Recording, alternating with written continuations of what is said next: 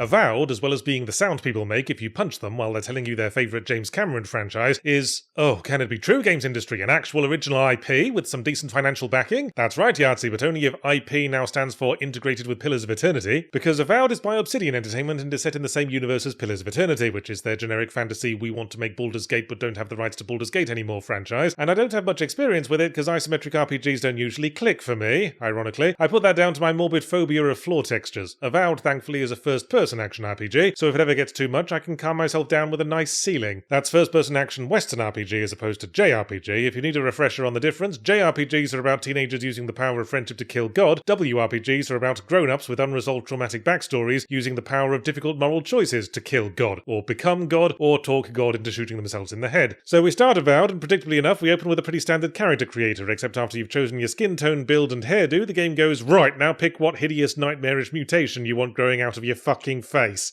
Could I just not have one of those, Avowed? I guess, but every NPC is going to be talking at you like you've got one, and visibly holding back dry heaves, so you might as well pick something. Alright, I'll just go with a really unflattering moustache. We have to pick a horrible face disaster because we are a godlike, you see. A person with a direct line to a god that gives us special powers, and the ruler of the fantasy British Empire has called upon us to go to a distant untamed land where a mysterious madness-inducing disease is fucking up efforts to establish a colony and basically go British Empire all over the place, and we're the one best qualified for this task because the disease gives its victims fucked up faces, and the Emperor figured we'd get along. Then our ship gets wrecked on the way to the island and we wake up on a beach, which is the standard RPG practice, isn't it? That's just the next step after choosing stat perks and penis length. Standard certainly is the word. The open world RPG that follows is as bog standard as it gets. You go through a series of enclosed maps with the obvious terrain themes, grasslands, forest, desert, lava world, go to the one town or part of each map that isn't infested with spiders, bears and skeletons, and go around it hoovering up side quests that all revolve around clearing other parts of the map of spiders, bears and skeletons. I hear some of my peers have been down on Avowed, which I assume is because given its heritage they were expecting something more sophisticated, something systems driven along Baldur's Gate or Kingdom Come Deliverance lines. That's not what Avowed is. You should expect a bit of an action RPG rather than a bit of RPG action. Avowed doesn't do systems for shit. There's no crime or reputation mechanic. You can barge straight into an NPC's house, shouldering past them in the doorway, fill your pockets with the entire contents of their cutlery drawer, and no one will bat a fucking eye. You can't fight friendlies, no day-night cycles, no NPC schedules, ranged weapons all have infinite ammo, and on the whole, the game makes no bones about the fact that the main thing you will be doing is combat. Ooh, can I roll a stealth character with high charisma for talking around problems? No, you fucking can't. Here's a selection of long, heavy things, choose one, hold it by the stubby end, and very insistently introduce the other end to everything you see, like it's an unmarried daughter in her 30s. There is a stealth attack, but it's not a guaranteed kill, and enemies are always in groups, so you'll be lucky to take down more than one of the dozy fuckers before the entire Monster United Nations show up and motion to strongly condemn. All in all, as RPGs go, it's a very stripped down one. There's a grand total of 4 party members, none of whom are up for snogging, and aren't interesting enough characters to get me in the mood for it anyway. They all just sort of invite themselves into the party at regular intervals in the plot. Which is your favourite, the facetious one, the very facetious one, the not facetious one, or the very not facetious one? The story generally isn't much to write home about, unless your parents are particularly interested in generic fantasy plots because their doctor told them to keep their heart rates down. One of the main villains looks like Skeletor, for fuck's sake, so if you take the inevitable option to side with them, then I don't know what to tell you, frankly, except that you probably didn't put enough points into your paying attention stat. I do like the range of dialogue options the protagonist is given. You can be humble, you can throw your weight around as the Emperor's envoy, you can be a surly asshole who tells everyone to piss off. There's also a ton of unique dialogue for what background you picked, which is nice, but none of it changes anything, really. There's not much in the way of speech checks, unless you count making sure not to click on the option that says, actually I've decided you smell weird, open brackets, attack, close brackets. So there's no escaping having to do a lot of the aforementioned sticking the knobbly end of things into unending supplies of monsters, but you know what? Fucking good. Expectations for open world RPGs have been set too high these days. I don't fucking care if a quest giver moves from their designated standing spot to go brush their teeth twice a day, realistic or immersive though that might be. I care that I can fucking find them when I'm ready to hand in the 17 pairs of soiled kobold sanitary pads they asked for. Do anything, actions have consequences, real living world bullshit is overrated. There is virtue in keeping focused on one thing, and Avowed isn't trying to be anything but a combat game. Yes, following quest markers in ascending order of projected difficulty to fight repetitive clusters of gormless tits like a massively over-involved join the dots puzzle can feel a bit World of Warcrafty at times, but it's a pretty world to explore with lots of fun discoveries to be made. And most importantly, whether you're blatting a lizard man with a mace hard enough to make him turn somersaults, or using a bolt-action rifle to blow the jaw off a skeleton who was told this was going to be a melee fight, lol, the combat is fun. and that is the factor that made me keep playing Avowed and keep looking forward to each session. I didn't mind the obligation to keep crafting weapon upgrades because it was fun to feel the difference in power when a weapon got up to exceptional rather than shithouse quality. I didn't mind that your party members are useless in fights because the lack of classes or obligation to specialise means you can pretty much one-man bandit with a mace in one hand, pistol in the other, and magic wand sellotaped to your inner thigh. Towards the end of the game, a quest rewarded me with a magic mace that restored my health whenever I swung it, and not by a crumb, like a third of the health bar at a time. I can't imagine this will escape a nerf in future updates, unless the intention was to make all the endgame combat about as challenging as picking the pubes out of my teeth, but I was still having fun. In an era where the Souls-like genre continues to rub up against the Tropic of Fuckabout, it's refreshing for a game to let me be overpowered and tear up its insides like a medieval childbirth assistance device. I mean, we are supposed to be the avatar of God. Why not let us go full-on Jesus versus the moneylenders? While there's other stuff I could complain about in Avowed, I hate that I can only upgrade my stuff while at camp, so if I was just shy of resources I have to break camp, gather what I need, then immediately camp again, risking my party members worrying I've got narcolepsy. But at the end of the day, you can't argue with a strong primary gameplay loop.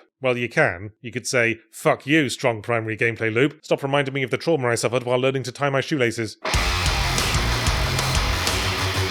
This video is brought to you by Incogni. Whoever you are. Wait, who the fuck are you? I don't know you. Get out of my house. I'm certainly not going to send any spam email to you.